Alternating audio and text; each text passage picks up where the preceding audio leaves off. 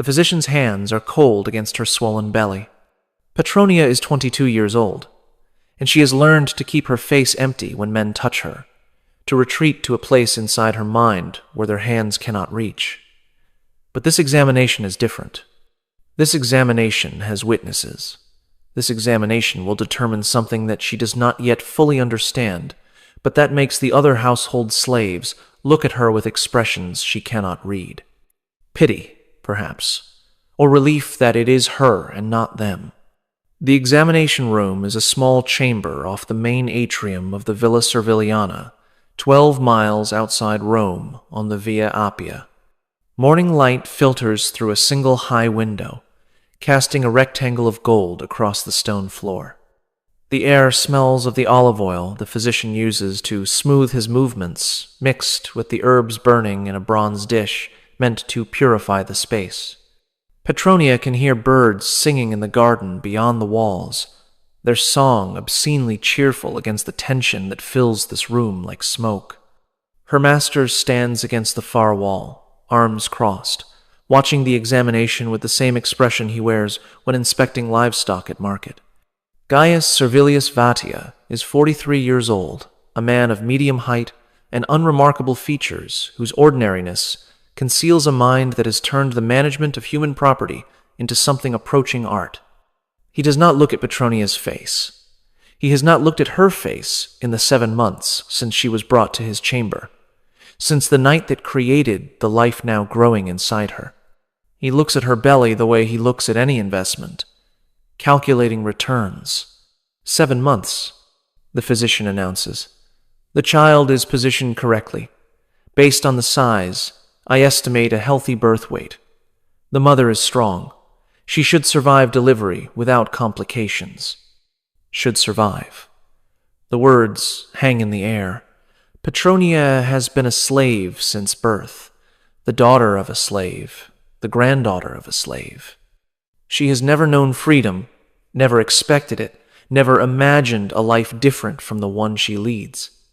But she has also never been pregnant before. She has never felt life moving inside her, never experienced the strange doubling of existence that comes from carrying another person within your own body. She has heard stories from older slaves about what happens to pregnant women in Roman households. The stories vary. Some masters value pregnant slaves, protect them, ensure they receive adequate food and rest because the children they carry represent valuable property. Other masters see pregnancy as inconvenience, as lost labor, as a problem to be solved through methods that the storytellers describe only in whispers. She does not know which kind of master Gaius Servilius Vatia is. She has been in this household for only 18 months, purchased at auction after her previous owner's death dissolved his estate. She knows that Vatia is methodical, that he keeps detailed records of every slave's productivity, that he makes decisions based on numbers rather than emotion. She knows that he visits certain female slaves at night, that he has fathered multiple children within this household, that those children occupy positions she does not fully understand in the complex hierarchy of Roman slavery. What she does not know is what will happen to the child she carries. What will happen to her? The question, Vatia says, speaking for the first time since the examination began, is whether the investment justifies the cost. The physician nods, as if this is a reasonable framework for discussing a human life. The mother's labor value during pregnancy and nursing is approximately 18 months of reduced productivity. Against this, you must weigh the value of a verna at current market rates. Homeborn slaves command premiums of 30 to 40% over foreign captured stock. If the child is healthy and survives to working age, I know the calculations, Vatia interrupts. I've made them many times. What I need to know is whether this particular pregnancy will produce a particular kind of child. Something changes in the room. Petronia feels it before she understands it. The physician's hands pause their examination. The slaves, standing attendants at the door, seem to stop breathing. You want me to determine, the physician begins, the sex. I need to know whether she carries a boy or a girl. The physician hesitates. There are methods, traditional examinations, observations of the mother's appearance and behavior, but none are reliable. The gods alone know. The gods are not managing my household accounts, Vatia says. Tell me your best assessment. The physician looks at Petronia's belly, at her face, at the way she carries the weight. He checks her pulse, examines her eyes, asks her questions about her cravings and her dreams. The examination takes another 15 minutes, while Petronia stands motionless, trying not to think about what the answer might mean. Based on the traditional indicators, the physician finally says, I believe she carries a female. Vatia's expression does not change, but something shifts in his posture, a subtle relaxation that Petronia recognizes as satisfaction. He had hoped for this answer. A female child means something to him that a male would not. Good, he says. Continue monitoring her through delivery. I want weekly reports on her condition. Ensure she receives adequate nutrition, but do not coddle her. I need her back at full productivity within 3 months of birth. He turns and walks out of the room without another glance at Petronia. The physician begins packing his instruments. The attending slaves resume their duties. The examination is over. But Petronia remains standing where she was told to stand, one hand resting on the curve of her belly, wondering why her master wants a daughter, wondering what plans he has already made for a child not yet born, wondering whether the life inside her is a blessing or a curse, an opportunity or a sentence. She will learn the answers to these questions over the coming months. She will learn things about Roman slavery that the histories preferred not to record, that the marble monuments and heroic statues chose to ignore, that the civilization still celebrated as the foundation of Western law built its wealth upon, while pretending it did not exist. She will learn what Roman masters did to the female slaves who became pregnant with their children, and she will learn why so many women in her position prayed not for safe delivery, but for miscarriage. What you are about to learn has been systematically sanitized from the history of Rome that most people know. The textbooks discuss slavery in the abstract, mentioning numbers and economic impacts while avoiding the intimate realities that made the system function. The marble statues in museums do not depict the slave quarters where human beings were bred like livestock. The legal codes that scholars praise as foundations of justice do not advertise the provisions that gave masters absolute power over children they fathered with their own property. Tonight, you will learn what that power actually meant. How Roman law created a system where men could father children with enslaved women and own those children as property.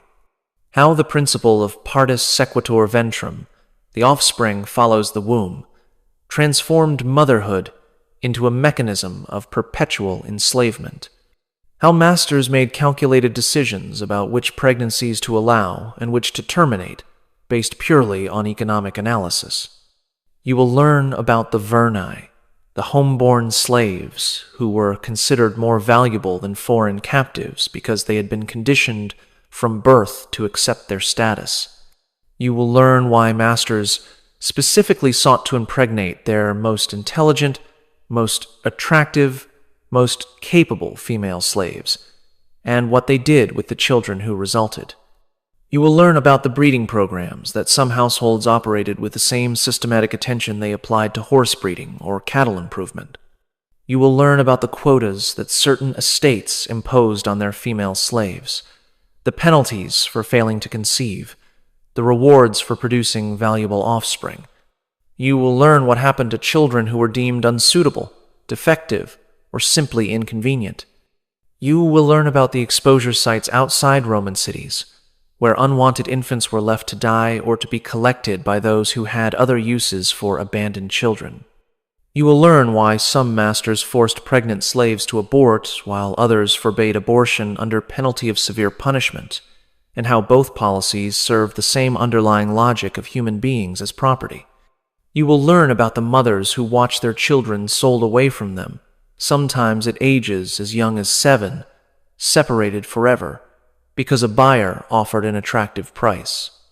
You will learn about the fathers who sat at dinner with their legitimate families while their enslaved children served the meal, recognizing features they saw in their own mirrors, but acknowledging nothing. Subscribe if you want to understand what Rome actually was beneath the glory and the conquest and the architectural achievements. Comment below telling me where you are watching from. Because Petronia is still standing in that examination room, still wondering what her master's satisfaction means, still not knowing that the child she carries has already been assigned a purpose that will shape both of their lives. But before I tell you what Gaius Servilius Vatia planned for Petronia's daughter, before I reveal the system that had been refined over centuries to extract maximum value from enslaved women's bodies, I need to take you back. I need to show you how Roman slavery actually functioned, what legal frameworks made it possible, and why a man like Vatia could do what he did without any Roman considering it wrong. Because you cannot understand what happened to Petronia without understanding the world that created men like her master. Roman slavery was not an accident or an aberration. It was the foundation upon which Roman civilization was built, the economic engine that powered everything from agricultural production to urban services to the personal comfort of every freeborn citizen. At the height of the empire, slaves constituted approximately 30 to 40% of the population of Italy. In the city of Rome itself, perhaps 1 in 3 residents was enslaved. These numbers are difficult to comprehend in modern terms. Imagine a society where 1/3 of everyone you see on the street, in shops, in public spaces, is legally property. Imagine that this condition is inherited, that the children of slaves are automatically slaves regardless of who fathered them, that there is no path to freedom except the arbitrary decision of an owner who has no obligation to grant it. This was Rome. This was the reality beneath the Senate debates and the military conquests and the philosophical discussions about virtue and justice. The legal framework that made this possible had been developed over centuries, refined by generations of jurists who approached human property with the same systematic attention they applied to contracts and land ownership. Roman law distinguished between different categories of property: res mancipi, things that required formal transfer procedures, included land, beasts of burden, and slaves. The very language classified human beings alongside oxen and mules, items of agricultural equipment that happened to be capable of speech. Within this framework, the principle of partus sequitur ventrum established that children inherited their mother's status at the moment of birth. If the mother was free, the child was free regardless of the father's status. If the mother was enslaved, the child was enslaved regardless of the father's status. This single principle created the conditions for everything that followed. Consider what this meant in practice.